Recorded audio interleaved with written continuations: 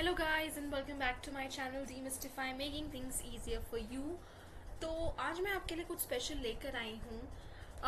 We will be starting with a completely new series जो कि based होगी एक बहुत ही वेल नोन ऑथर पर, जिन्होंने, मैं आपको बताता हूँ कि वेस्टर्न फिलोसफी एंड वेस्टर्न से भी ज़्यादा, मतलब हम जो जिस सोर्स से हम इस ऑथर को पढ़ रहे हैं, उन्होंने बहुत लिखा है ग्रीक फिलोसफी के ऊपर। एक बहुत अच्छा ओवरव्यू एंड एक बहुत अच्छा रिकैप जो है इस ऑथर ने हमें ग्रीक फिलोसफी के ऊपर दिया है। तो एक बहुत ही समराइज्ड वर्जन ऑफ मतलब हिस्ट्री हमें मिल जाती है। हालांकि मैं आपको एक बात बताना चाहती हूँ कि अनलाइक एनी अदर, मतलब as any other author, not unlike बाकी ऑथर्स की तरह इनका वर्जन भी जो है वो बहुत बायस्ड है। And this is something very common with every other author, चाहे कोई भी राइटर हो। It is not possible according to me for anybody to write with a very unbiased approach. So it is very common. तो जो भी author, चाहे वो कितनी भी कोशिश करे कि बहुत ही न्यूट्रल रहकर वो अप्रोच करे किसी भी एक पर्सपेक्टिव को, it's very difficult for them to do that, क्योंकि हर किसी की एक अपनी स्टैंड पॉइंट होता है, व्यू पॉइंट होता है, and they judge the different, whether it be it schools of philosophy or anything according to that standpoint and viewpoint. So if I give you an introduction, we're going to read A Critical History of Greek Philosophy by Walter Terence Stace. Now why the word critical has been used is because इसमें हम देखेंगे कि हम जिन Greek schools को पढ़ेंगे उसमें it's not only a one-sided approach towards that school, उसमें हमें criticism भी by the author हमें देखने को मिल रहा है, by Walter हमें उसके critics भी देखने को मिल रहे हैं। That is why this has been named as a critical history of Greek philosophy. Okay, so if we look at the contents of this book, बहुत majorly you see that he has covered.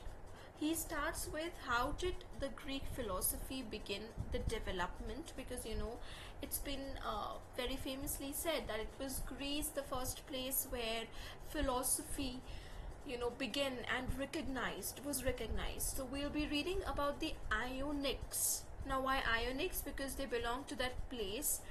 And we have Thales, we have Anaximander, we have Anaximenes and other Ionic thinkers. Then we have the Pythagoreans, then we have the Eleatics, that we have Xenophanes, we have Parmenides, we have Zeno, and we have Heraclitus, we have Empedocles, Atomists, Anaxagoras, Sophists, Socrates, we have Semi-Socratics, we have Cynics, we have the Cyrenics, we have the Megarics, and then we have Plato. So Plato and Aristotle के ऊपर हम देखेंगे कि बहुत detailed हमारे पास यहाँ पर content है।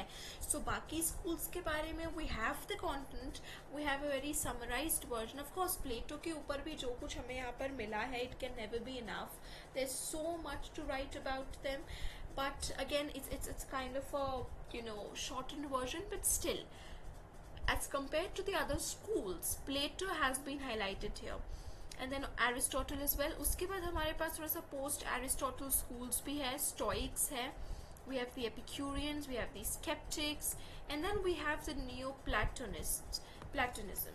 So this is how the whole book has been structured, and it has been broken down into these different chapters. So I hope you're going to enjoy this book as much as I have thoroughly enjoyed reading it. And whether be it biased or not, whatever its shortcomings or advantages may be, I really have learned a lot and have understood about the Greek philosophy, about its history. So Greek philosophy को समझने के लिए it has got a very easy and very nice language. So for especially for beginners who are new to the subject and who want to have a deeper insight into the subject and want to start with Greek philosophy, this is a pretty fair book to start with. Now let's begin with a critical history of Greek philosophy. Now the first chapter that we have is the idea of philosophy in general, the origins and development of Greek philosophy. Okay, so we're going to look at philosophy in a very general manner here. It is natural that at the commencement of any study, one should be expected to say what the subject matter of that study is. So the author has started बहुत ही एक natural view point से उन्होंने start किया है कि ये जो पूरी बुक ही ग्रीक फिलोसफी के ऊपर बेस्ड है. तो हमारे पास एक अंडरस्टैंडिंग होनी चाहिए पहले कि what philosophy in general is, philosophy का प्रेजेंट डे में क्या आइडिया है, क्या नोशन है. जैसे बॉटनी जो होती है, what is that? Knowledge of plants, astronomy of heavenly bodies, geology of rocks, earth and crust, whatever. तो इसी तरीके से फिलोसफी का स्पेशल स्फीयर क्या है? अब देखिए, he starts with defining that philosophy को हम एक डेफिनेशन देना बहुत मुश्किल है. हमने यहाँ पे जैसे डिफाइन किया कि बॉटनी में हम क्या करते हैं, the study of plants, the knowledge of plants. ठीक है, पॉलिटिकल साइंस में हम लोग politics and society and all that stuff के बारे में, सोशियोलॉजी में the study of the society, the culture, the events, all of that stuff. History में the study of the past, what has already happened and how it has changed the scenario and all of that stuff, you know. तो of course in subjects के अपने philosophical viewpoints, theoretical viewpoints, practical viewpoints and branches होते हैं.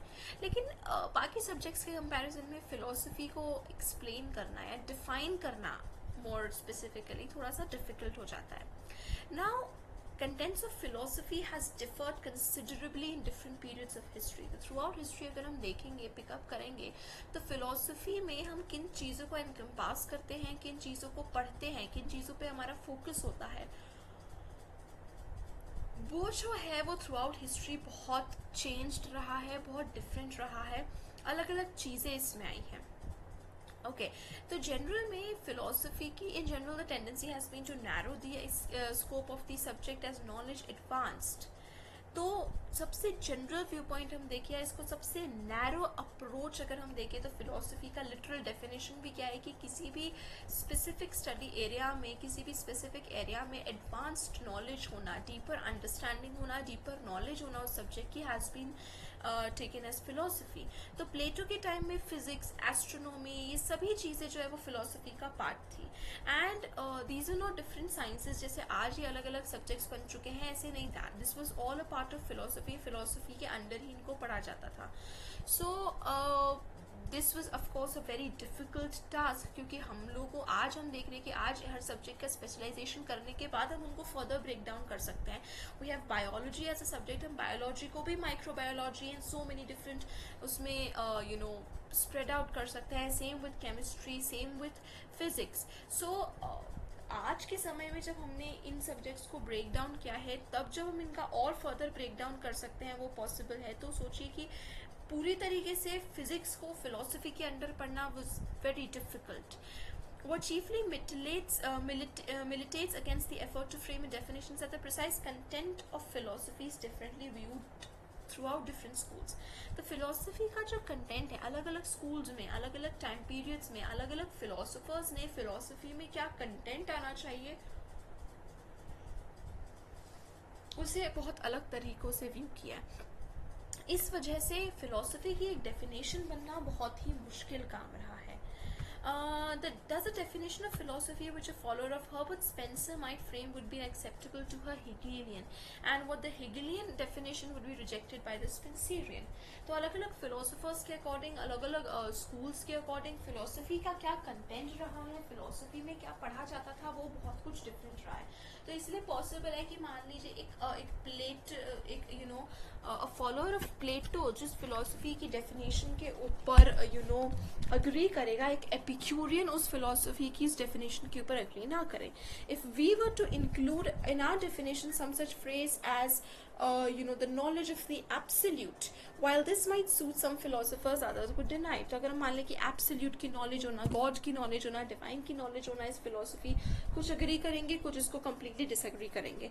Yet another school would tell us that whether there is or is not an absolute, whether it is or it is not unknowable, the knowable of it is in any case useless and sought not to be and ought not to be sought.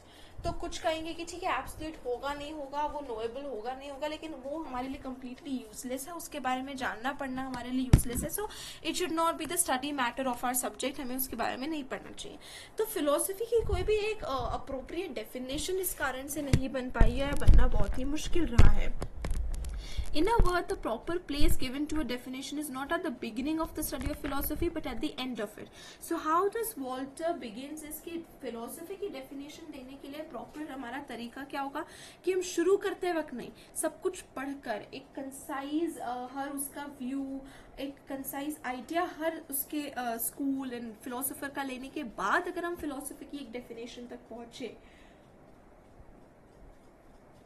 तब शायद हम कहीं advance कर सके. तो in a word the proper place to give a definition is not at the beginning but at the end. जब specially जब हम फिलोसफी पढ़ रहे हैं उस केस में शुरुआत में ना देखकर एंड में इसकी डेफिनेशन देना हमारे लिए ज़्यादा बेहतर रहेगा, ताकि हम सारे व्यूज़ को देख सके और खुद से फिर डिसाइड कर सके कि which one should we take up and which should be agree.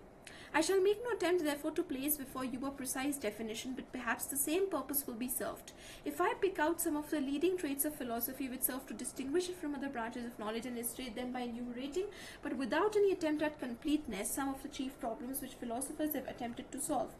And firstly, philosophy is distinguished from other branches of knowledge by fact that whereas that each takes some particular portion of the universe for their study, philosophy does not specialize in this way but deals with the universe as a whole. तो सबसे पहले हम देखते हैं कि सबसे पहले जो डिफरेंशिएशन अगर हम देखेंगे कि फिलोसफी आज जो डिफरेंट ब्रांचेस ऑफ नॉलेज हैं जो कहीं ना कहीं फिलोसफी से निकल कर आए हैं, तो अगर उनको हम डिफरेंशिएट करने की कोशिश करें या फिलोसफी को स्पेशलाइज करने की कोशिश करें, तो सबसे पहला हमें डिफरेंस क्या देखने को मिलता है कि जितने भी सब्जेक्ट्स हैं, जितने भी ब्रांचेस ऑफ फिलोसफी जो निकल के आए हैं, ब्रांचेस ऑफ नॉलेज हैं, वो सभी किसी एक particular part of the universe, एक particular aspect of the universe पर फोकस करते हैं. जैसे हमने बॉटनी का देखा तो it focuses on plants, biology it focuses on the living beings, physics it focuses on one thing, chemistry focuses on the another. लेकिन philosophy deals with the universe as a whole. Universe के हर एक aspect, universe के हर एक part का philosophy से लेना है, चाहे वो प्लांट्स हो, चाहे वो लिविंग बीइंग्स हो, एनिमल्स हो, नॉन लिविंग थिंग्स हो, चाहे वो things like gravitational pull, equator, tropic of cancer, tropic of capricorn, कुछ भी तरीके की चीजें हो, सभी चीजें फिलोसफी में डील होती हैं. The universe is one and ideal knowledge of it would be one. तो फिलोसफिकल व्यू का क्या कहना है कि पूरा यूनिवर्स वन है, टुगेदर है, यूनाइटेड है, इसीलिए उसकी पूरी नॉलेज भी वन है, कंप्लीट है, उसको हम ब्रेक डाउन नहीं कर सकते. लेकिन the principles of specialization and division of labour apply here as elsewhere, and so astronomy takes for its subject that portion of the universe which we call the heavenly bodies. तो यहाँ पर हमने क्या कर दिया है, हमारे ईस्ट के लिए एक स्पेशलाइजेशन कर दिया है कि यूनिवर्स के हर एक पार्ट को हम एक स्पेशल ब्रांच के अंडर पढ़ेंगे. तो हमने देख लिया कि फैक्ट्स ऑफ द माइंड को हम साइकोलॉजी में पढ़ते हैं, प्लांट लाइफ को हम बॉटनी में पढ़ते हैं, हेवनली बॉडीज को हम एस्ट्रोनॉमी में पढ़ते हैं, सो ऑन. बट फिलोसफी किसी एक पर्टिकुलर चीज, being, non living thing, plants, animals, rocks, पहाड़ वगैरह, इनके साथ डील नहीं करता है. It deals with everything. It deals with the universe as a single coordinated system of things. I really liked this, this viewpoint wherein we're saying that how it deals with the universe as a single coordinated system of things. It might be described as the science of things in general. तो हम philosophy को कैसे describe कर सकते हैं कि हम we're describing philosophy as the science of things in general. Just a minute, I'll just give you.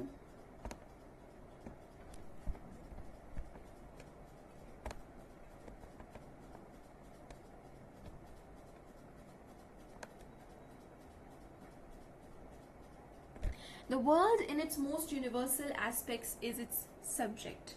सबसे ज़्यादा यूनिवर्सल चीज़ें होना, सबसे ज़्यादा अमाउंट ऑफ चीज़ें होना would be under philosophy. All sciences tend to generalize, to reduce multitudes of particular facts to single general laws. Philosophy carries this process to its highest limits. It generalizes to the utmost. सबसे ज़्यादा generalization हमें philosophy में देखने को मिलता है. It seeks to view the entire universe in the light of the fewest possible general principles, in the light if possible of a single ultimate principle. तो हम philosophy में कोशिश करते हैं कि पूरे यूनिवर्स को ब्रेक डाउन करके हम सिर्फ एक प्रिंसिपल पर पहुंच जाए, एक वो अल्टीमेट जनरल प्रिंसिपल जो पूरे के पूरे यूनिवर्स को गवर्न कर रहा है.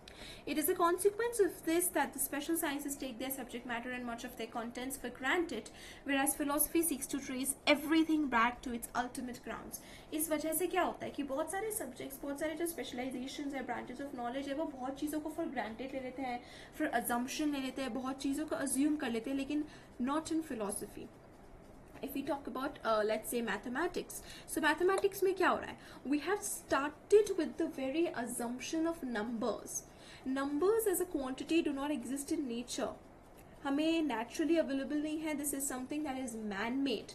Yes, quantity exist. Quantity exist कर रही है, लेकिन numbers is something that is man-made. सो हमने मैथमेटिक्स में नंबर्स के अजम्पशन के साथ सब कुछ शुरू किया है.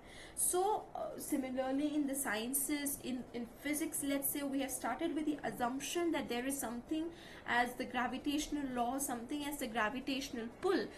We have never seen gravity. हमने कभी ग्रेविटी को देखा नहीं है, but we have named it, we have assumed this law. तो हर कोई अपने एक अजम्पशन के साथ शुरू करते हैं, एक जनरलाइजेशन, मतलब हर सब्जेक्ट मैटर अपने एक अजम्पशन के साथ शुरू करता है, लेकिन philosophy traces everything, it questions everything. Is not the essential maxim of modern science to assume nothing, to take nothing for granted, to assert nothing without demonstration, to prove all? This is no doubt true within certain limits, but beyond those limits it does not hold good. तो science क्या है? वो claim यही करता है कि वो हर चीज को अज्यूम नहीं करेगा, हर चीज की रूट्स तक पहुंचेगा, उसका रीजन निकालेगा, and it does so, but until a limit. Beyond a limit, it has to assume things. All the sciences take quite for granted certain principles and facts which are for them ultimate. To investigate these in the portion of the philosopher, and philosophy thus takes up the thread of knowledge where the sciences drop it. तो जहाँ पे आकर sciences अपनी assumption शुरू कर देते हैं, कुछ ऐसे जनरल प्रिंसिपल्स का अजम्पशन शुरू कर देते हैं, वहां पर आके philosophy takes matters in its hands and it begins its investigation. It begins where they end. Okay, another thing, another important one that I like, it begins where they end. It investigates what they take as a matter of course. Let us consider some examples of this. The science of geometry deals with the laws of space, but it takes space just as it finds it in common experience. It takes space for granted. This is space जो है, what does it do? The science takes the space for granted. उसने बस एक assumption कर लिया है कि there is an entity as in space जिसमें the matter is existing. No geometrician asks what space is. This then will be a problem for philosophy. तो कोई geometrician, कोई mathematician, कोई physician ये नहीं पूछता कि what is space actually. लेकिन उन्होंने एक अल्टीमेट प्रिंसिपल को अज्यूम कर लिया है, that space is a law, a principle, जिनका बस उन्होंने सिंपली अजम्पशन ले लिया है. But philosophy doesn't do that. It questions what this space is. क्या है ये? Moreover, geometry is founded upon certain fundamental propositions which it asserts being self-evident require no investigation. तो जैसे ज्योमेट्री का यहाँ पर हमने एक एग्जाम्पल लिया कि वो कुछ प्रोपोजिशंस को सेल्फ एविडेंट मान रहा है कि इनको एक्सप्लेनेशन की जरूरत नहीं है, ये अपने आप को प्रूव कर रहे हैं, and these are called axioms. We have done all of these axioms in mathematics as well. कि कुछ एक्सियम्स, कुछ ऐसे सर्टेन पॉइंट्स हमने ऑलरेडी टू बी ट्रू ले लिया है जिनको हमें प्रूफ करने की जरूरत नहीं है, लेकिन उन एक्सियम्स के बेसिस पर हम लोग दूसरी चीजें प्रूफ करते हैं. For example, 2 straight lines can not enclose a space. अगर 2 स्ट्रेट लाइन्स दी हुई है तो वो एक स्पेस को बंद नहीं कर सकते. There will always be freeness there, and that equals being added to equals, the results are equals are common examples. कि 2 इक्वल चीजों को हम ऐड करेंगे तो उसका रिजल्ट भी इक्वल ही आएगा. So these are some things जिनको जो एक्सियम्स कहलाते हैं, जिनको हमने मान लिया है कि they are true. Into the ground of these axioms, the geometrician does not inquire. That is the business of philosophy. तो इन एक्सियम्स के बारे में एक ज्योमेट्रिशियन, एक जियोमेट्रिशियन, एक मैथमेटिशियन इंक्वायर नहीं करेगा, लेकिन a philosopher will always inquire about these. Not that philosophers affect to doubt the truth of these axioms, but surely it is a very strange thing and a fact quite worthy of study that there are some statements of which we feel that we must give most laborious proofs, and others in the case of which we feel no such necessity. तो यहाँ पे I really love how beautifully Walter has explained this part. He has said this. उन्होंने इस चीज को पहले ही specify कर दिया कि it's not that philosophy doesn't believe in these things, या फिलोसफी इनको डिनाई कर रहा है कि ये सब फॉल्स है. Philosophy is very open minded. वो ओपनली बोल रहा है कि it it is clearly possible कि ये एक्सियम्स जो अज्यूम करे हैं एक ज्योमेट्रिशियन ने, ज्योमेट्री में अज्यूम करें, ये वेरी मच ट्रू है. लेकिन why is it that in exams को हम प्रूव करने की कोशिश नहीं कर रहे हैं और बाकी चीजें हम इन एग्जाम्स के बेसिस पर प्रूव करने की कोशिश कर रहे हैं? How is it that some propositions can be self evident and how others must be proved? ऐसा क्यों है कि कुछ प्रोपोजिशंस को तो हम मान रहे हैं, उनको एग्जाम्स का नाम दे दिया, और कुछ को हमें प्रूव करना पड़ रहा है? What is the ground of this distinction? किस ग्राउंड्स पे, किन बेसिस पर हमने ये डिस्टिंक्शन किया है कि कुछ को हमें प्रूव करने की जरूरत नहीं है और कुछ को हमें प्रूव करना है? And when one comes to think of it, it is a very extraordinary property of mind that it should be able to make the most universal and unconditional statements about things without a jot of evidence और proof.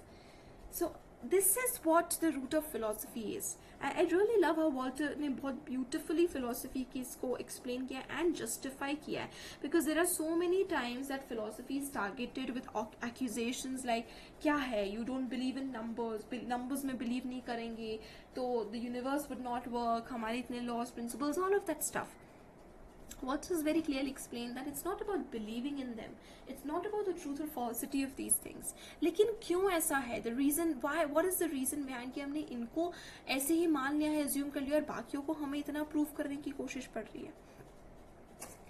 When we say that two straight lines cannot enclose a space,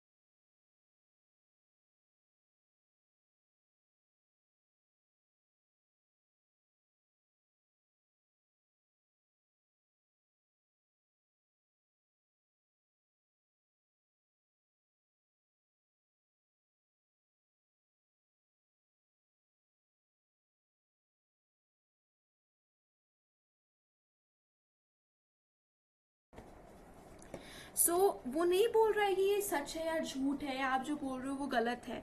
but what philosophy is trying to claim is कि if you are claiming something to be true, what is the evidence behind it? आप क्या evidence, क्या proof दे रहे हो कि it is true? किन basis पर आप उसको assume कर रहे हो? When we say that two straight lines cannot enclose a space, we do not merely mean that this has been found true in regard to all particular pairs of straight lines. तो इसका मतलब अगर हम बोल रहे हैं तो ऐसा पॉसिबल नहीं है कि आपने हर दो स्ट्रेट लाइंस को चेक करके देखा है.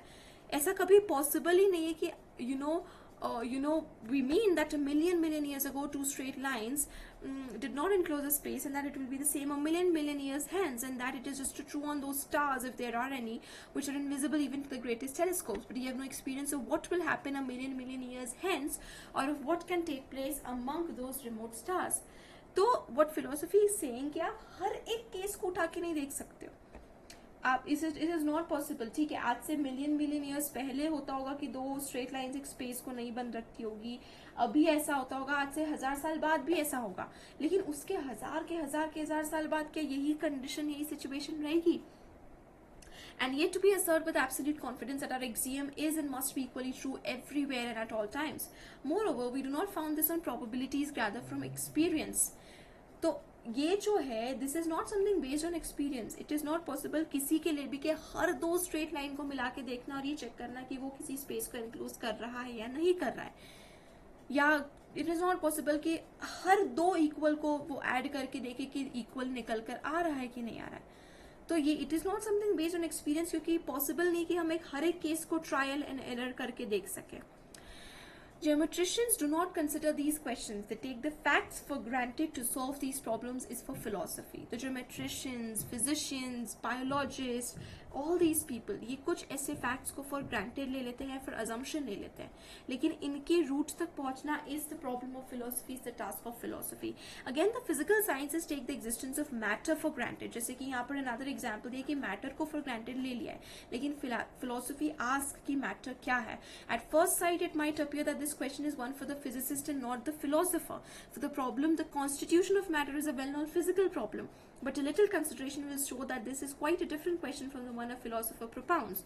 For even if it be shown that all matter is either or electricity or vortex atoms or other such, this does not help us in our special problem. For these theories, even if proved, only teach us that the different kinds of matter are forms of some one physical existence. So हमें लगता है कि ये physical problem है, physics की problem है, matter exist करता है कि नहीं, व्हाट इज मैटर. लेकिन जब हम डीपली एंगेज करेंगे इस क्वेश्चन में, हम रियलाइज करेंगे कि ये एक्चुअली एक फिलोसफिकल क्वेश्चन भी है. कौन से टाइप का मैटर, क्या सारे मैटर एक ही टाइप का है, क्या एक एटम्स है, all of these questions. To prove that one kind of matter is really another kind of matter does not tell us what is the essential nature of matter. तो ये prove कर देना कि अच्छा एक मैटर दूसरे matter से मिलता जुलता है, कि इसके पार्टिकल्स एंड उसके पार्टिकल्स, इसके एटम्स एंड उसके एटम्स मैच करते हैं, ये मैटर के बारे में हमें नहीं बताता है. तो this is not a problem of science but a problem of philosophy, क्योंकि मैटर का इसेंशियल नेचर जानना कि what actually this matter is, कि हम बोल रहे हैं कि it occupies space, it has its own volume and stuff like that, but what this matter actually is. In the same way, all the sciences take the existence of the universe for granted. No sciences, जैसे Big Bang Theory का भी, Big Bang Theory is also an assumption. एक assumption ले लिया कि Big Bang Theory happened and the universe came into play, the earth came into play and life came into play and stuff like that. But philosophy seeks to know कि क्यों ये universe exist कर रहा है, क्या इसका कोई purpose है, कैसे exist कर रहा है, what is the reason behind the existence of this universe, all of these things. आप यहाँ पे देख सकते हैं कि दिस पैराग्राफ में उन्होंने पूरा एक लिस्ट ऑफ क्वेश्चंस दिया है. ओके ये पैराग्राफ में.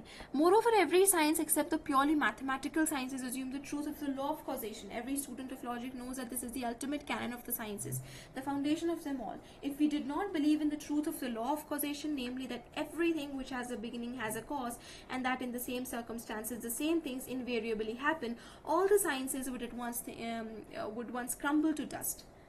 तो ये बात बहुत क्लैरिटी के साथ हमारे सामने ओपन है कि अगर ये अजम्पशन साइंसेस नहीं मानेंगे ना, तो सारे के सारे साइंसेस वहीं खत्म हो जाएंगे, वहीं पर रुक जाएंगे. इट इज़ बिकॉज ऑफ कुछ अजम्पशंस जो साइंसेस ने लिए, जिस वजह से आज उन्होंने अपनी इतनी थ्योरीज बिल्ड अपॉन की है. In every scientific investigation the truth is assume किया जाता है. If you ask the zoologist how he knows that all camels are herbivorous, he will no doubt point in the first instance to experience. एक zoologist है, वो हमेशा ये बोलेगा कि कैमल्स हर्बीवोरस होते हैं, काउज आर हर्बीवोरस. हम ये पढ़ते हैं ऑल लायंस आर कार्निवोरस. हम जूलॉजिस्ट को बोलेंगे what the zoologist will say experience, हमने देखा है जितने कैमल्स को आज तक हमने देखा है वो सभी हर्बीवोरस थे. बट इज इट पॉसिबल कि उसने सारे कैमल्स को देखा है जो आज से 100 साल पहले थे, जो आज से 100 साल बाद आने वाले हैं, या प्रेजेंट टाइम में भी जितने कैमल्स इस अर्थ पे प्रेजेंट हैं, क्या उसने उन सभी कैमल्स को ऑब्जर्व किया है? So how can he say that all camels are herbivorous? He can only appeal to the law of causation. The camel structure is such that it cannot digest meat. It is a case of cause and effect. How do we know that water always freezes at 0 degrees centigrade? How do we know that this is true at those regions of the earth where no one has ever been or been or to see? Only because we believe that in same circumstances the same thing always happens. That like causes always produce like effects. तो ये क्या हो रहा है? हम सिर्फ कुछ instances के ऊपर बेस करके अपना यूनिवर्सल प्रोपोजिशन साइंसेस में बना रहे हैं. हमने कुछ कैमल्स को ऑब्जर्व करा, कुछ कैमल्स को देखा, कुछ कैमल्स के इंस्टेंटाइंस को चेक किया कि उनके स्टमक जो है वो मीट को डाइजेस्ट नहीं कर पा रहा है, therefore all camels are herbivorous. How do we know the truth of this law of causation itself? Science does not consider the question. It traces the assertion back to this law but goes no further. तो क्या करता है science truth of law of causation पे, कि अगर same अगर हमारे पास same cause है तो हमेशा सेम इफेक्ट होगा.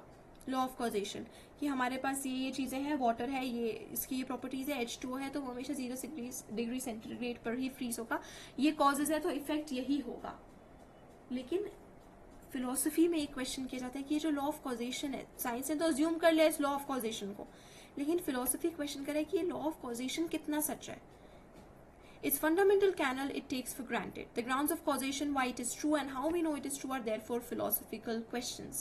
One may be tempted to inquire whether many of these questions, especially those connected with the ultimate reality, do not transcend human faculties altogether, and whether we had not better confine our inquiries to matter that are not too high for us. One may question whether it is possible for finite minds to comprehend the infinite. तो हम कई बार philosophy में ये बहुत common question है, बहुत common ground है जिनमें हम क्वेश्चन करते हैं कि क्या ऐसा कुछ है कि क्या हम इन क्वेश्चंस का कभी आंसर नहीं निकाल पाएंगे. कुछ क्वेश्चंस ऐसे हैं जो अनआंसरेबल हैं. Now, it is very right that such questions should be asked, and it is essential that a correct answer should be found. But for the present, there is nothing to say about the matter except that these questions themselves constitute one of the most important problems of philosophy, though it is one which, as a matter of fact, has scarcely been considered in full until modern times. The Greeks did not raise the question. Greeks ने question raise नहीं किया कि क्या कुछ ऐसे questions हैं philosophy में जो कभी आंसर नहीं किए जा सकते. इनके बारे में पूछना, स्टडी करना भी फिलोसफी के लिए उतना ही इम्पोर्टेंट है. The Greeks did not raise this question as this is itself one of the problems of philosophy. It will be well to start with an open mind. The question cannot be decided offhand but must be thoroughly investigated. That the finite mind of man cannot understand the infinite is one of those popular dogmatic assertions which are bruited about from mouth to mouth as if they were self-evident and so come to tyrannize over men's mind. तो ये भी एक assumption है कि इंसान का जो mind है वो फाइनाइट है, वो हर चीज़ को कॉम्प्रिहेंड नहीं कर सकता. यूनिवर्स में कुछ ऐसी चीज़ें हैं जो बियॉन्ड ह्यूमन माइंड है. ये भी अगेन एक assumption है. But for the most part, those who make this statement have never thoroughly shifted the grounds of it, but simply take it as something universally admitted. तो जो लोग इन चीज़ में believe करते हैं ना, उन्होंने क्या किया, उन्होंने कभी इसको ट्राई करने की, खुद से इसको प्रूव करने की कोशिश नहीं की, बट सिंपली उसको फॉर ग्रांटेड ले लिया कि हाँ कुछ चीज़ें हैं जो बियॉन्ड ह्यूमन माइंड है, जिसका आंसर ह्यूमन माइंड कभी नहीं ला सकता है. देयरफॉर उन्होंने उस क्वेश्चंस के बारे में ही सोचना कम्प्लीटली छोड़ दिया है. But at the very least, we should first know what exactly we mean by such terms as mind, finite and infinite. And we should not find that our difficulties end even there. So this is the beauty of philosophy, कि हम एक जो statement बना रहे हैं उसमें भी हम इन terms को inquire करें, कि हम बात करें कि क्या कुछ चीज़ें universe में है जो human mind के beyond है, क्या human mind finite है और universe की कुछ चीज़ें infinite है. लेकिन उसके पहले what is the mind itself? हम किस चीज़ को हमारा mind बोल रहे हैं? क्या हमारा brain? क्या फिजिकली जो हमारा ब्रेन लोकेटेड है वो, अगर वो हमारा माइंड है तो फिर वो सिक्स्थ सेंस का क्या जो बहुत लोगों में होता है, वो इंट्यूशन का क्या जो बहुत लोगों में होता है, वो सुपर नेचुरल एक्टिविटीज का क्या वो माइंड में इंक्लूड होती है. All of these things. फिर फाइनाइट क्या है, इनफाइनाइट क्या है. Philosophy then deals with the universe as a whole and it seeks to take nothing for granted. Again, very important कि कोई भी चीज़ को for granted नहीं लेता है. A third characteristic may be noted, especially important, though here no doubt we are trenching upon matters upon which there is no such universal agreement. Philosophy is essentially an attempt to rise from sensuous to pure.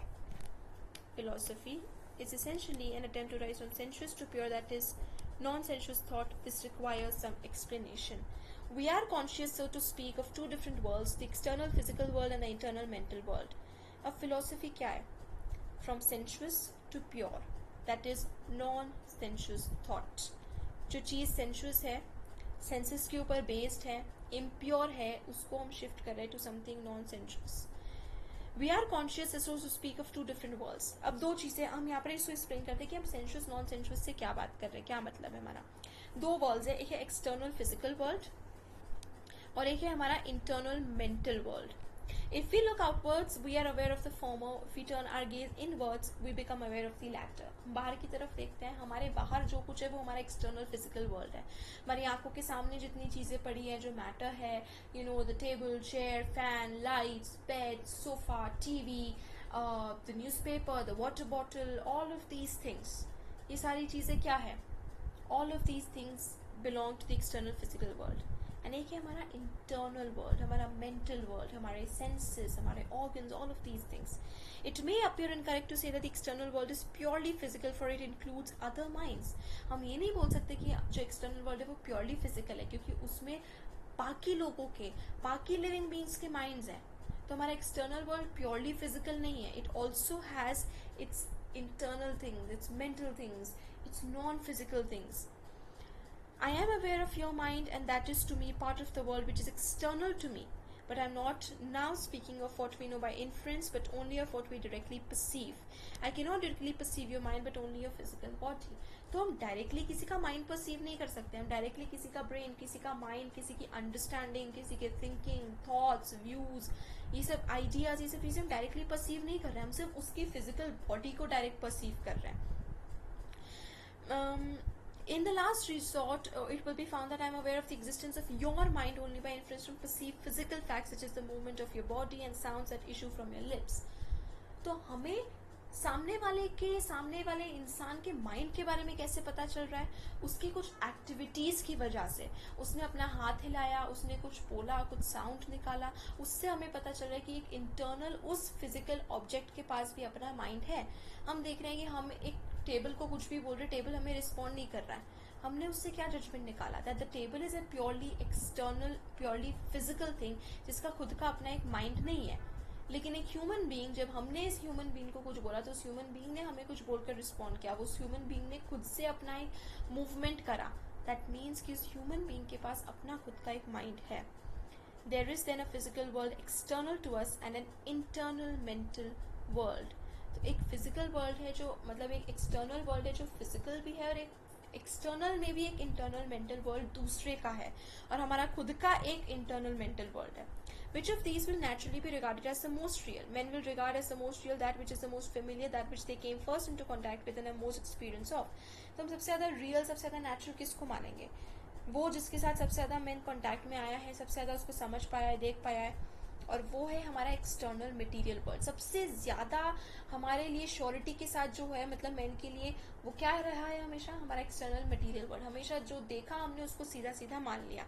लेकिन जैसे अब हम बात करते हैं अगर internal mental world की, तो जो हमें याद रहता है हम उसको डाउट करते हैं. अरे यार, जो बैग का कलर देखा था वो रेड था या पिंक था? जो लड़की थी उसकी हाइट कितनी होगी? 5'6" होगी, 5'7" होगी, 5'8" होगी? हमारे इंटरनल मेंटल वर्ल्ड की जो चीज़ें हम उसको डाउट करते हैं. लेकिन हमारे एक्सटर्नल फिजिकल वर्ल्ड की जो चीज़ें हैं ना, उसको हम कभी डाउट नहीं करते. उसको हम बहुत ही 100% बस एक्सेप्ट कर लेते हैं. इसलिए हमारे लिए वो एक्सटर्नल मटेरियल वर्ल्ड जो है वो ज़्यादा रियल है, ज़्यादा नेचुरल है. तो जब एक जैसे बच्चा पैदा होता है, वो सबसे पहले आंखें खोल के लाइट को एक्सपीरियंस करता है, अपने आसपास की चीज़ों को देखता है, जो कि एक एक्सटर्नल फिजिकल थिंग है. धीरे धीरे करके रूम में आसपास की चीज़ों को वो देखता है, समझने की कोशिश करता है. It comes to know its mother, but its mother is in the first instance a physical object, a body. सबसे पहले जब अपनी माँ को भी समझता है तो उसकी इमोशंस, उसकी फीलिंग्स को नहीं समझता है. वो अपनी मदर को एक फिजिकल एक्सटर्नल ऑब्जेक्ट की तरह व्यू करता है, that this is a human body. वो उस तरीके से अपनी मदर को व्यू करता है. सो फॉर एनीबडी, जो एक्सटर्नल मटेरियल वर्ल्ड है वो सबसे नेचुरल, सबसे रियल उसे लगता है. आफ्टर लॉन्ग वो होता है कि चाइल्ड अपनी मदर के साथ एक सोल कनेक्शन बनाता है, माइंड का कनेक्शन बनाता है. So in general all are earliest experience are of the material world. We come to know of the mental world only by introspection, and the habit of introspection comes in youth और manhood only. तो ये internal mental world की process जो है वो बहुत बाद में स्टार्ट होती है. हम बहुत बाद में ही समझते हैं, हमारे अपने माइंड के बारे में हम अवेयर होते हैं, रिफ्लेक्शन करते हैं, रेट्रोस्पेक्शन करते हैं, इंट्रोस्पेक्शन करते हैं. In all those early impressionable years, therefore, when our most durable ideas of the universe are formed, we are concerned almost exclusively with the material world. The mental world with which we are much less familiar consequently tends to appear to all of us something comparatively unreal, a world of shadows. The bent of our minds becomes materialistic. तो क्योंकि हम सबसे पहले उस material world के contact में आते हैं, तो हमारा इंटरनल वर्ल्ड हमें बहुत शैडोई सा लगता है, हमें बहुत डाउटफुल सा लगता है. What I have said of the individual is equally true of the race. Primitive man does not brood over the facts of his own mind. Necessity compels him to devote most of his life to the question of food, to the acquisition of food, and to warding off the dangers which continually threaten him from other physical objects. And even among ourselves, the majority of men have to spend most of their time upon considering various aspects of things external to them. By the individual training of each man and by long hereditary habits, then it comes about that men tend to regard the physical world as more real than the mental. तो इन habits की वजह से, उन लंबे सालों की वजह से, जब हम एक्सटर्नल मटेरियल वर्ल्ड को ज़्यादा व्यू करते हैं, तो हम क्या करते हैं? उस एक्सटर्नल फिजिकल वर्ल्ड को हम ज़्यादा ट्रू मानने लगते हैं. Abundant evidences of this are to be found in the structure of human language. जैसे हम स्ट्रक्चर ऑफ हमारी ह्यूमन लैंग्वेज हम जैसे बात करते हैं, उससे ही हमें क्लियर हो जाएगा कि हम कैसे एक्सटर्नल फिजिकल वर्ल्ड को ज़्यादा इंपॉर्टेंट मानते हैं. We seek to explain what is strange by means of what is well known. We try to express the unfamiliar in terms of the familiar. तो हम क्या करते हैं? हम जिन चीज़ के बारे में हमें ज़्यादा नहीं पता हम उसको एक्सप्लेन किस तरीके से कोशिश करते हैं, जिन चीज़ों के बारे में हमें पता है उस तरीक़ों से एक्सप्लेन करने की कोशिश करते हैं. We shall find that language always seeks to express the mental by the analogy of the physical. तो हम मेंटल को क्या करते हैं, हमारी मेंटल प्रोसेसेस को हम physical words and physical things के साथ कंपेयर करके एक्सप्लेन करने की कोशिश करते हैं. हम बोलते हैं कि man is a clear thinker. अब क्लियर क्या है, क्लियर एक फिजिकल एट्रीब्यूट है. Water is clear if it has no extraneous matter in it. Clarity water की एक प्रॉपर्टी है. तो हम क्या करते हैं, हम मैन को, हमारे इंटरनल वर्ल्ड को हम एक्सटर्नल प्रॉपर्टीज के साथ कंपेयर करते हैं और उस तरीके से उसको एक्सप्लेन करने की कोशिश करते हैं. हम बोल रहे हैं कि मैन एक क्लियर थिंकर है. We say that man's ideas are luminous. ये ल्यूमिनस, ये luminosity is a physical property, physical objects की प्रॉपर्टी है. Okay, these ideas are luminous. We talk of having an idea at the back of the mind. At the back of, has the mind got a front and a back? हम बोलते हैं कि okay, I have an idea at the back of my mind. तो ये back, front, luminous, clarity, all of these things. We speak of mental habits of attention. Attention means stretching or turning the mind in a special direction. We reflect. Reflection means bending our thoughts back upon themselves. तो ये जितनी भी चीज़ों की हम बात कर रहे हैं, जब भी हम हमारे internal world, internal mental mind की चीज़ों को एक्सप्लेन करने की कोशिश करते हैं, उसकी प्रॉपर्टीज़ बताने की कोशिश करते हैं, हम हमेशा क्या यूज़ करते हैं, हम एक्सटर्नल फिजिकल वर्ल्ड की प्रॉपर्टीज़ के थ्रू हमारे internal world, internal mental world की प्रॉपर्टीज़ को एक्सप्लेन करने की कोशिश करते हैं. नाउ समझाते समझाते यू शुड माइंड दिस. मैं आपको जो एक्सप्लेन करी उसके बीच में मैं आपको रिमाइंड कराना चाहती हूँ कि जो भी हम ये पढ़ रहे हैं, फिलोसफी का जनरलाइजेशन पढ़ रहे हैं, this is not a universal generalization. ये हम वॉल्टर टेरेंस स्टेस की व्यू पॉइंट से देख रहे हैं. So please keep your views restricted to it. You may agree with it, you may disagree with it, but this is not a general view of philosophy. We talk of it in terms of physical things. This shows how deep rooted our materialism is. If the mental world were more familiar than real to us, the material language would have been reconstructed on the opposite principle. तो हम लोग क्या कर रहे हैं, क्योंकि हमारे लिए वो फिजिकल वर्ल्ड ज़्यादा फेमिलियर है, ज़्यादा रियल है, तो हम हमारी मेंटल प्रोसेसेस, मेंटल वर्ल्ड को भी फिजिकल उससे एक्सप्लेन करने की कोशिश कर रहे हैं. The earliest words of language would have expressed mental facts, and we should all afterwards have tried to express some physical things by means of mental analogies. In the East, one commonly hears Oriental idealism contrasted with the Western materialism. Such phrases may possess a certain relative truth if they mean that there is in the East or anywhere else in the world a race of men who are naturally idealists. They are nonsense. Materialism is ingrained in all men.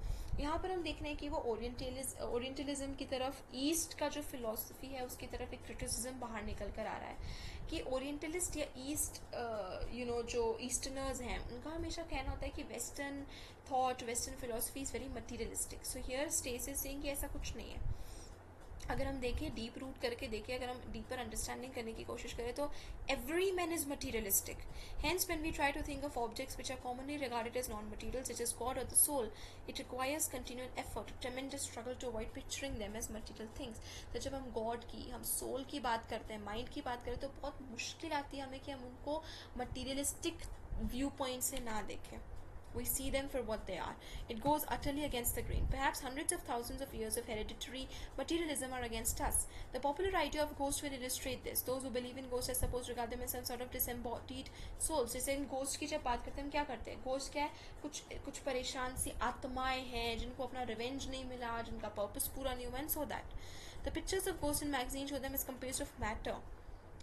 Ghost को हम कैसे दिखाते हैं, वो किसी matter की तरह है, थिन एयर की तरह है, वेपर की तरह है, कभी भी गायब हो जाते हैं, ये वो हो रहा है, या कितने अलग अलग तरीकों से हम गोस्ट को दिखाने की कोशिश करते हैं. Certain Indian systems of thought which are by way of regarding themselves as idealistic nevertheless teach that thought और mind is an extremely subtle kind of matter, far subtler than ever dealt with the physicist और dealt by the physicist और chemist. तो क्या कर रहा है Indian system में, क्या बता रहे हैं कि जो हमारा माइंड है वो सबसे finest type of material and matter hai. This is very interesting because it shows that the authors of such ideas feel vaguely that it is wrong to think of thought as if it were matter, but being unable to think of it in any other way owing to man's ingrained materialism, they seek to palliate their sin by making it thin matter. तो क्योंकि main के लिए किसी भी चीज़ को beyond matter देखना बहुत मुश्किल है, लेकिन इंडियन सिस्टम में उसको कैसे वो थोड़ा सा थिन डाउन करने की कोशिश कर रहे हैं, ये बोल के कि माइंड जो है वो बहुत ही थिन मैटर है, ये बोल के वो थोड़ा सा उसको जनरलाइज करने की कोशिश कर रहे हैं. They illustrate the ingrained materialism of man. This natural human materialism is also the cause of mysticism and symbolism. A symbolic thought necessarily contains two terms, the symbol and the reality which it symbolizes. अब जब हम बात करें symbolic thought की तो दो चीज़ें उसमें आती है. पहला तो वो क्या चीज़ represent कर रहा है और दूसरा वो symbol itself. The symbol is always a sensuous or a material object or the mental image of such an object, and the reality is always something non-sensuous. Because the human mind finds it such an incredible struggle to think non-sensuously, it seeks to help itself by symbols. हमेशा symbols के ऊपर focus कर रहा है, वो symbols बहुत ही materialistic तरीके से, sensuous तरीके से वो देखता है, हमेशा view करता है. It takes a material thing and makes it stand for the non-material thing which it is too weak to grasp. Thus we talk of God as the light of lights. No doubt this is a very natural expression of the religious consciousness, and it has its meaning, but it is not the naked truth. Light is a physical existence, and God is no more light than he is heat or electricity. People talk of symbolism as if it were a very high and exalted thing. They say what a wonderful piece of symbolism, but in truth symbolism is the mark of an infirm mind. तो जब हम बात करते हैं symbolism की, man क्या करता है कि सिम्बॉलिज्म को एक नॉन सेंशियस तरीके से दिखाने की कोशिश करता है, something which is not material दिखाने की कोशिश करता है, लेकिन ये हमारी वीकनेस है.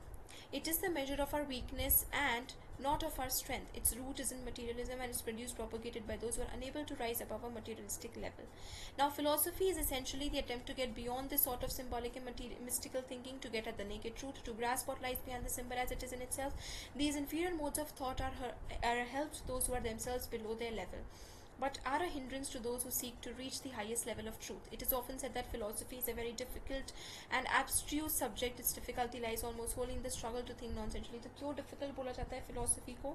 क्योंकि हमारे लिए मुश्किल कहाँ आती है कि materialistic view से बाहर निकलकर चीज़ों को non-materialistic तरीकों से explain करने की कोशिश की जाए, वो हमारे लिए मुश्किल होता है. Come to anything in philosophy that seems beyond us, we shall find that the root of the trouble is that we are trying to think non-sensuous objects in a sensuous way. That is, we are trying to form mental pictures and images of them, for all mental pictures are composed of sensuous materials, and hence no such picture is adequate for a pure thought. It is impossible to exaggerate this difficulty. Even the greatest philosophers have succumbed to it. We shall constantly have to point out that when a great thinker such as Parmenides or Plato fails and begins to flounder in difficulties, the reason usually is that though for a time he has attained to pure thought, he has sunk back exhausted into sensuous thinking. तो प्लेटो, पार्मेनाइड्स, ये लोग जब एक thought के ऊपर hold करना मुश्किल समझते हैं, मुश्किल इनके लिए लगता है, वो उसका रीज़न क्या होता है कि वो एक एक्सटेंड तक ले गए कि वो थॉट प्योर हो, नॉन सेंशुअस हो, मटीरियलिस्टिक ना हो, लेकिन वो वापस उस मटीरियलिज्म के जाल में फंस गए, because men have been like that for years. बहुत सालों का मटीरियलिज्म है जो हमारे साथ रहता आया है. In modern times, philosophy is variously divided as into metaphysics, which is the theory of reality, ethics, the theory of the good, the aesthetics, the theory of beautiful. Modern divisions do not, however, altogether fit in with Greek philosophy. तो modern times में हमने philosophy को break down करा अलग अलग branches में, art, aesthetics, metaphysics, epistemology, all of these things. लेकिन Greek philosophy में ऐसा नहीं रहा है. ये natural divisions जो है वो it is better to let the natural divisions develop themselves and we go on and attempt to force our material into these modes. तो बेटर ये होता कि हम फिलोसफी को नेचुरली डिवाइड होने देते, ना कि हम उसको अननेचुरली इस तरीके से मटीरियलिस्टिक तरीके से डिफरेंशिएट करते हैं. If now we look around the world and ask in what countries and what ages the kind of thought we have prescribed has attained high degree of development, we shall find such a development only in ancient Greek and modern Europe. तो सिर्फ और सिर्फ ancient Greek में इतने high levels of thought, high levels of inquiry हमें देखने को मिलती है फिलोसफी के रूप में, और मॉडर्न यूरोप में हमें देखने को मिलती है. सिविलाइजेशंस बहुत ही ग्रेट सिविलाइजेशंस थी, इजिप्ट में, चाइना में, असीरिया में. उन्होंने आर्ट भी बनाया, उन्होंने रिलीजन भी बनाया, लेकिन वो फिलोसफी नहीं बना पाए. Philosophy as a subject born हुआ सिर्फ और सिर्फ ग्रीस में. Even ancient Rome added nothing to the world's philosophical knowledge. Rome तक कुछ नहीं दे पाया, सिर्फ ग्रीस दे पाया और मॉडर्न यूरोप दे पाया. रोम से बहुत फिलोसफर्स निकल के आए, बट फिलोसफर्स नहीं, सो कॉल्ड फिलोसफर्स निकल के आए. मार्कस ऑरेलियस, सिनेका, एपिक्टेटस, ल्यूक्रेटियस, इन्होंने कोई नया प्रिंसिपल नहीं बनाया. उन्होंने एग्जिस्टिंग ग्रीक प्रिंसिपल्स के लाइंस पर ही उन्होंने अपना काम किया. वो सिर्फ ग्रीक स्कूल्स के डिसाइपल्स थे, तो वो खुद से कोई फिलोसफर्स नहीं थे, बट सिर्फ फॉलोअर्स थे. The case of India is more doubtful. Opinions may differ as to whether India ever had any philosophy. अब इंडियंस के केस में बहुत डाउट हमें देखने को मिलता है, बिकॉज इंडियंस बहुत सारे लोगों का मानना है कि इंडिया एक ऐसी जगह है जहाँ पर फिलोसफी ने बर्थ लिया है, लेकिन stage is saying that it is very doubtful. हमें डाउट है कि इंडिया में एक्चुअली में फिलोसफी का बर्थ हुआ था कि नहीं हुआ था. तो we have Upanishads, we have the religio philosophical thinking of a kind, we have the 6 so called schools of philosophy. लेकिन क्यों फिलोसफी इंडिया में जो भी प्रोसेस हुई थी उसको फिलोसफी का नाम इसलिए नहीं दिया जाता है. उसका रीज़न है पहला, philosophy in India has never separated itself from religion and practical needs. पहला रीज़न कि क्यों हम इंडियन फिलोसफी, इंडियन थॉट को फिलोसफी में इंक्लूड नहीं करते. Why? This Indian thought not usually included in histories of philosophy. पहला रीज़न क्या है? philosophy in India has never separated itself from religious and practical needs. The ideal of knowledge for its own sake is rarely to be found. तो knowledge के ऊपर इतना काम नहीं किया गया, बट कि religion, हमारे practical needs, liberation, suffering, इसके ऊपर हमेशा से इंडिया में ज़्यादा फोकस रहा है. Knowledge is desire merely as a means towards salvation. तो नॉलेज को भी कब डिजायर किया है कि यार हमें उससे लिबरेशन मिल जाए, सिर्फ इसलिए हमें नॉलेज चाहिए. तो नॉलेज के ऊपर एज सच फोकस नहीं हुआ है. Philosophy and science at Aristotle have their roots in wonder, the desire to know and understand for the sole sake of knowing and understanding. तो एरिस्टोटल के लिए क्या है फिलोसफी? कि यार हम नॉलेज इसलिए गेन कर रहे हैं सिर्फ जानने के लिए, उसका कोई दूसरा पर्पस नहीं कि हमें सैल्वेशन चाहिए, हमें लिबरेशन चाहिए. Just for the sake of knowing something हम नॉलेज को गेन कर रहे हैं. लेकिन इंडियन थॉट के रूट्स कहाँ पर है? To escape from the existence, from the suffering, liberation पाना and all of that. इसलिए knowledge को for the sake of knowledge कभी नहीं पढ़ा गया, but for the sake of salvation knowledge को gain करना हमेशा से रहा है Indian interest. This is not the scientific but the practical spirit. तो ये जो Indian spirit है ये scientific नहीं था, but ये practical spirit था. It gives birth to religion but not to philosophy. Of course, it is a mistake to imagine that philosophy and religion are totally separate and no community. ऐसा नहीं है कि philosophy और religion बिल्कुल एक दूसरे से अलग है, वो बहुत कुछ एक जैसे हैं, लेकिन वो अलग भी है. और इंडिया में कभी religion और philosophy को अलग नहीं रखा गया, उनके थोड़ा भी distinction नहीं दिखाया गया. The truest view is that they are identical in substance but different in form. So how Stace explains this is that according to Stace, religion and philosophy are identical in substance but different in form. The substance of both is absolute reality and the relation of all things including men to that reality. So substance दोनों का क्या है? Absolute reality के बारे में पता करना, लेकिन दोनों का form अलग है. Philosophy जो है वो ज़्यादा scientific है, for pure thought में है. Religion जो है वो ज़्यादा myths, pictures, images के ऊपर based है. तो हम difference देख लेते हैं कि philosophy presents its subject matter scientifically in the form of pure thought and religion gives it in the form of sensuous pictures and myths and images and symbols. तो यहाँ पर हमें ये difference science and philosophy religion and philosophy के बीच में देखने को मिला है according to W.T. Stace. And this gives us the second reason why Indian thought is more properly classed as religion than philosophical. It seldom or never rises from sensuous to pure thought. Second reason क्या है? कि वो pure thought की तरफ कभी rise नहीं करता. It is poetic rather than scientific. It is content with symbols and metaphors in place of rational explanations, and all this is a mark of religion rather than the philosophical presentation of truth. For example, the main thought of the Upanishads is that the entire universe is derived from a single changeless eternal infinite being called Brahman or Paramatman.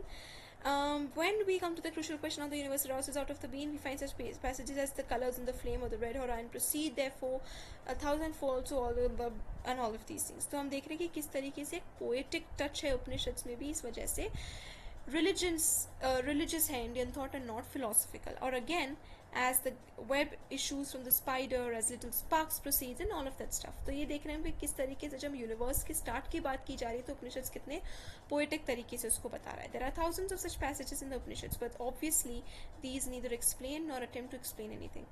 They are nothing but hollow metaphors. They are poetic rather than scientific. They may satisfy the imagination and the religious feelings, but not the rational understandings.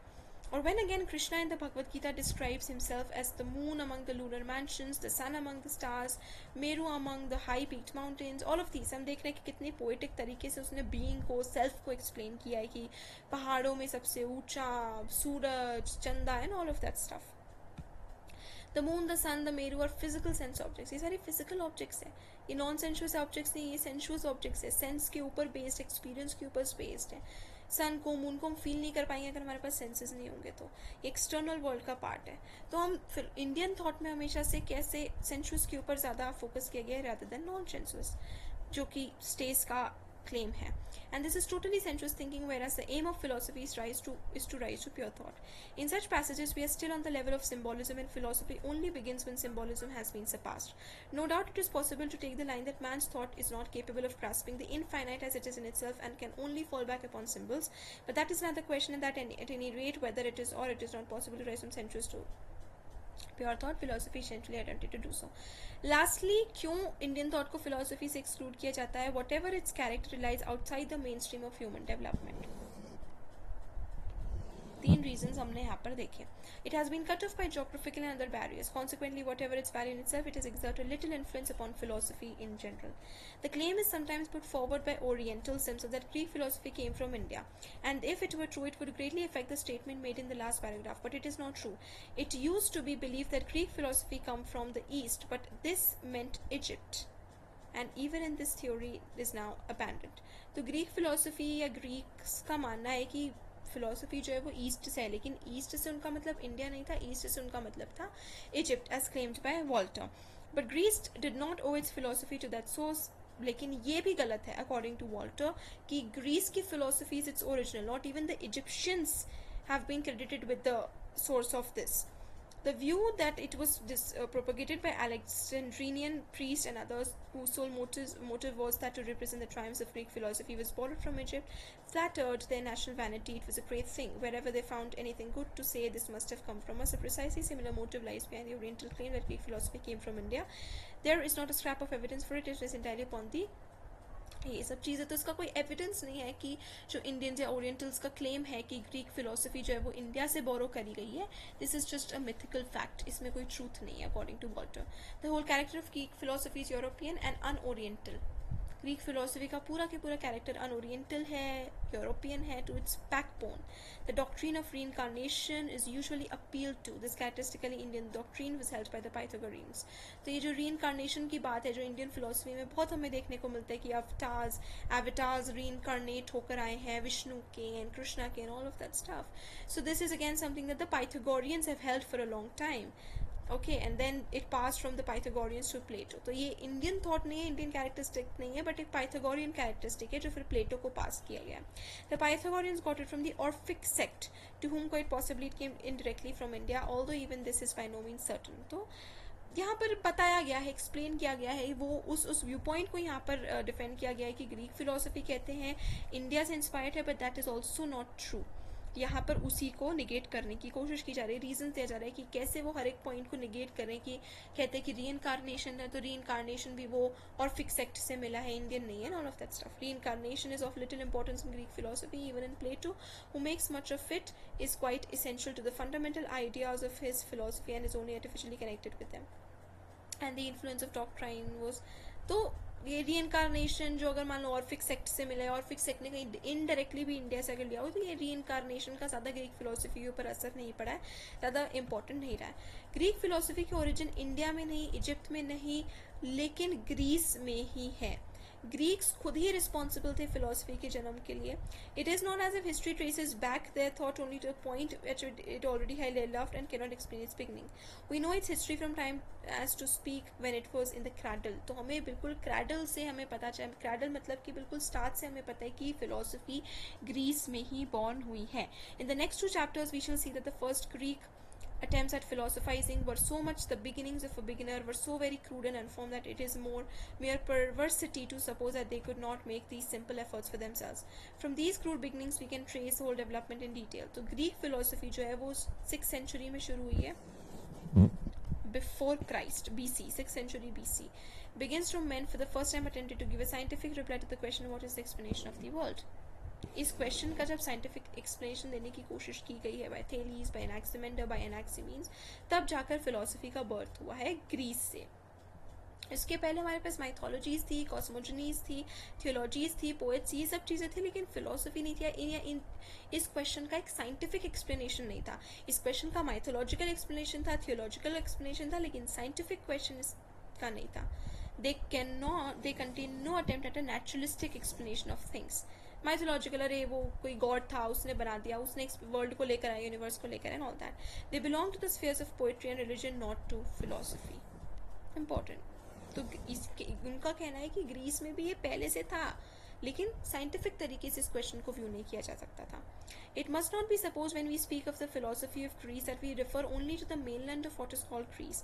तो सिर्फ वो mainland की बात नहीं है. Asian to Sicily to the south of Italy, Asia Minor, ये सब Greece का ही पार्ट थे, ये सब आसपास की जगह थी. Greece of philosophy includes all these places. तो वो रेशियली हम बात करें टेरिटोरियली नहीं, हम रेस की बात करें, जो ग्रीक रेस थी उनकी बात करें, ना कि हम टेरिटरी की बात करें, जगहों की बात करें. तो it is the philosophy of men of Greek race where they happen to be situated. तो first period of Greek philosophy जो है वो एक्सक्लूसिवली क्या डील करता है, with the thoughts of these colonial Greeks.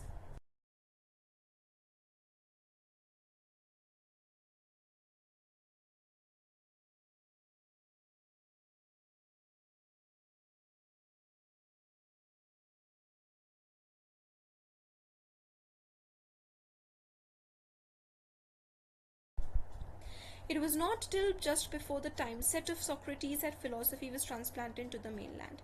तो वो Socrates के टाइम से था जब से वो बिल्कुल ग्रीक mainland में आया है.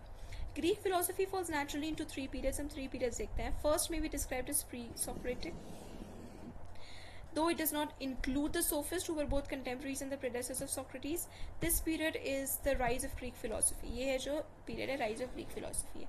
अब आप ये भी समझ लीजिए कि ये जो डिवीजन किया गया है इट इज़ वेरी रफ, ये बिल्कुल भी एक्यूरेट नहीं है, इसका टाइम पीरियड एक्यूरेट नहीं है. अब जैसे कि हमने यहाँ पर ही हमने देखने को मिला, यहीं पर उसने अपना क्रिटिक दे दिया है कि वो प्री सोक्रेटिक टाइम तो बोलते हैं, लेकिन सोक्रेटिस के पहले का टाइम, लेकिन उसमें सोफिस्ट को इंक्लूड नहीं किया गया जो सोक्रेटिस के पहले भी थे और सोक्रेटिस के साथ भी थे, कंटेम्प्रेरी भी थे, प्रीडेसेसर्स भी थे. तो वो प्री सोक्रेटिक जरूर है, लेकिन उसमें सोफिस्ट का इंक्लूजन नहीं है. सेकेंड पीरियड जो है वो है सोफिस्ट से लेकर एरिस्टोटल तक, जिसमें सोक्रेटिस और प्लेटोस भी आता है. And to the maturity of ये है maturity of Greek philosophy, the actual zenith and culmination of which is undoubtedly the system of Aristotle. Last period जो है वो है post Aristotelian philosophy, जिसमें decline and fall of the national thought आता है. Each period has its own special characters which will be described in the sequel. A few words must be set to the source of our knowledge of pre-Socratic philosophy. अगर हमें जानना है कि प्लेटो and Aristotle क्या सोचते थे किसी भी चीज़ के बारे में, तो हमारे पास सिर्फ उनके काम है, ठीक है. यानी कि सोक्रेटिक फिलोसफी वो वाला जो पीरियड है, जो सेकंड पीरियड है, उसके लिए हमारे पास प्लेटो एरिस्टोटल उनका खुद का काम है, लेकिन उसके पहले के लिए हमारे पास कोई राइटिंग्स नहीं है. प्री सोक्रेटिक के टाइम में हमारे पास कोई राइटिंग नहीं है, सिर्फ कुछ फ्रेगमेंट्स है जो किसी और ने लिखा है, उनकी राइटिंग्स कभी हमें मिली नहीं है. हमारी नॉलेज जो है उनकी वो बहुत मुश्किल से स्कॉलर्स को मिली है, अवेलेबल हुई है, हमने दूसरे उनका काम देखा है, पढ़ा है, तब जाके हमें पता चला कि प्री सोक्रेटिक थिंकर्स क्या बोलते हैं. जैसे थेलीज है, एनाक्सिमेंडर, एनाक्सिमीन्स है, इनकी खुद की कोई राइटिंग्स नहीं थी. थेलीज के बारे में जो भी हमें पता है वो हमें दूसरे फिलोसफर्स या दूसरे लोगों के थ्रू पता चला है जिन्होंने थेलीज के बारे में लिखा है. प्लेटो के थ्रू हमें बहुत कुछ इनके बारे में पता चला है कि प्लेटो ने थेलीज के बारे में क्या लिखा है. These are in many cases long and important, in other cases scanty. Secondly, there are references in Plato and Aristotle. तीन तरीकों से हमें इनके बारे में मटीरियल मिलता है. First, fragments of the original writings of the philosophers, जो कि बहुत कम भी है बहुत ज़्यादा भी है. दूसरा, references in Plato and Aristotle, जो कि वो है. Thirdly, enormous mass of reference, okay, तो एंशियंट राइटर्स वगैरह के. विद दिस हमने हमारा पहला chapter the philosophy in general, idea of philosophy in general, we have finished from the book The Critical History of Greek Philosophy by Walter Terence Stace. Thank you. Keep watching for more such videos and watch the next video for the chapter 2, the Ionics.